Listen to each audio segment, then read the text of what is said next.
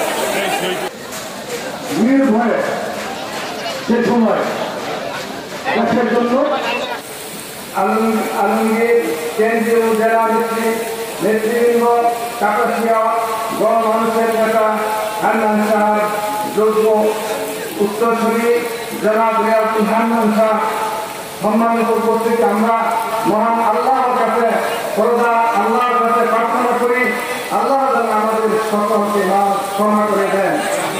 বিশেষ করে আমাদের প্রয়াত নেতা মরহুম ব্রিগেডিয়ার হান্নান সাহেব ওনার আল্লাহ ক্ষমা করে দেন। আজকের অবস্থায় পরবর্তীতে বাংলাদেশের জাতীয়তাবাদী দলের সংগ্রামী মহাসচিব দীর্ঘ কাল যিনি গণতান্ত্রিক আন্দোলনের জন্য সংগ্রাম করেছেন এবং সফল হয়েছেন, অত্যন্ত জননন্দিত জননেতা যার মানুষের বাংলাদেশের মানুষের মনিকোঠায় যার অবস্থান একটু ভিন্ন রকম, আমাদের সব রাজন মির্জা ফখরুল ইসলাম আলমগীর সাবেক মন্ত্রী সাবেক এমপি আমাদের মাঠে উপস্থিত আছেন কেন্দ্রীয় কমিটি বিএনপি কেন্দ্রীয় কমিটি কামরুজ্জামান নতুন বিএনপি সহসাংগঠনিক সম্পাদক জন্য যে মাটি ব্রিগেডিয়ার হান্নান সাহেবের মতো কৃতি সন্তানকে জন্ম দিয়েছে, যে মাটি যে মানুষ এই হান্নান সাহেবকে সম্মানিত করেছে, সেই মাটি এবং মানুষকে সালাম জানানোর জন্য আমি খুশি। আমার কিছু করে নয়, কামরুজ্জামান কথা বলেছে রক্তের সড়কের সম্পর্ক না থাকলো যে ব্যক্তির সাথে স্বৈরাচার ঘুরিয়ে স্বাধীনতা আন্দোলনের সময় আমরা অত্যন্ত কাছের অভিভাবক দিয়েছি। আমাদের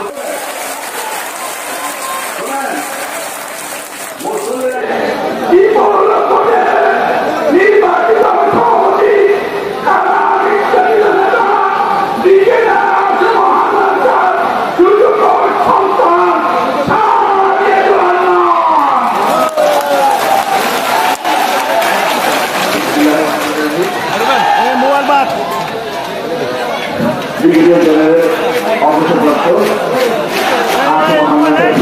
কর্তৃক আয়োজিত আজকে এই কর্মশালায় আমাদের রাজ্যে প্রধান অতিথি থেকে উপস্থিত আছেন বাংলাদেশ জাতীয়তাবাদী দল বিএনপি সংগ্রামী মহাসচিব জনাব মির্জা ফখরুল ইসলাম আলমগীর,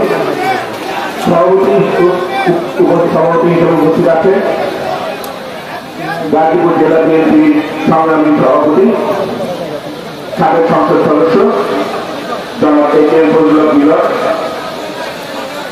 আমাদের মাঝে উপস্থিত আছে বিএনপি সহ সাংগঠনিক সম্পাদক জনাব বেনজির আহমেদ টিটু, সহ সাংগঠনিক সম্পাদক জনাব নজরুল ইসলাম আজাদ, উপস্থিত আছেন সহ স্বাস্থ্য বিষয়ক সম্পাদক বিএনপি কেন্দ্রীয় কমিটি জনাব ডাক্তার প্রফেসর রফিকুল ইসলাম বাচ্চু, উপস্থিত আছেন কালিয়াকৈর বারবার নির্বাচিত সাবেক মেয়র কেন্দ্রীয় নির্বাচন বাংলাদেশের মানুষকে গণতান্ত্রিক অধিকার ফিরিয়ে দেওয়ার ক্ষেত্রে যে অকুতভয় সৈনিক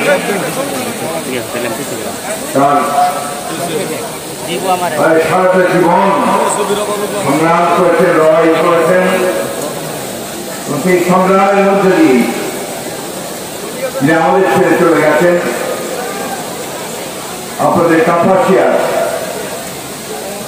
সেই গর্বিত সন্তান, বীর সন্তান ব্রিগেডিয়ার আসম হান্নান স্যার অষ্টম মৃত্যু বার্ষিকীতে আজকের এই আলোচনা সভার সংগ্রামী সভাপতি, আপনাদের প্রিয় মানুষ, আমার একজন সংগ্রামী নেতা, যিনি দীর্ঘকাল ধরে বাংলাদেশের গণতন্ত্র প্রতিষ্ঠার জন্য সংগ্রাম করে চলেছেন, সাবেক সংসদ সদস্য এবং সাবেক ছাত্র নেতা ফজলুল মিলন, কেন্দ্রীয় নেতৃবৃন্দ, জেলা নেতৃবৃন্দ, উপজেলা নেতৃবৃন্দ এবং আমার প্রিয় কাপাসিয়া মাসি ভাই ও বোনেরা, আসসালামু আলাইকুম। আমি আজকে এসেছি মূলত আমার নেতা, যাকে আমি শ্রদ্ধা করি, সম্মান করি এবং যার অবদানকে শ্রদ্ধার সঙ্গে স্মরণ করি, ব্রিগেডিয়ার জাহাঙ্গীর স্যার মৃত্যু বার্ষিকী উপলক্ষে তার কবর জিয়ারত করতে আপনাদের সামনে দুটো কথা বলেন। আমি অসুস্থ, তারপরে রিয়াজ আমাকে বলার পরে আমি রাজি হয়েছি, কারণ প্রায় একটি বাদ প্রত্যেকটি এই চেষ্টা করেছেন। ব্রিগেডিয়ার হান্নান স্যার একজন সৈনিক ছিলেন, সেনাবাহিনী, পাকিস্তান সেনাবাহিনীতে ছিলেন, পরবর্তীকালে বাংলাদেশের সেনাবাহিনীতে যোগ দিয়েছেন, এসেছেন। কিন্তু সৈনিক হয়েও তিনি গণতন্ত্রের জন্য সংগ্রাম করেছেন এবং এই সৈনিকের মতোই তিনি আজীবন সংগ্রাম করেছেন।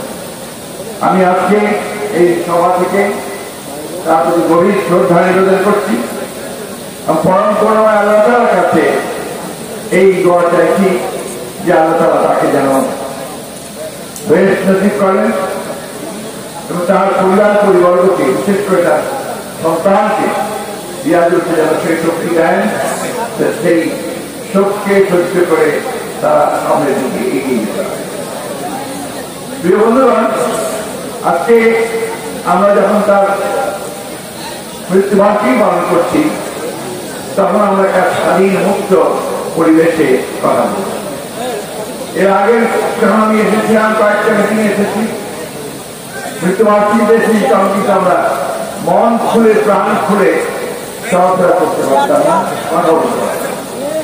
আজকে একটা ছাত্র জনতার গণঅভ্যুত্থানের মধ্যে দিয়ে সেই ভয়াবহ ফ্যাসিবাদী আওয়ামী সরকারকে পরাজিত করার পরে আমরা এখন একটা দম খেলাম, মন খুলে কথা বলার সুযোগ পেয়েছি।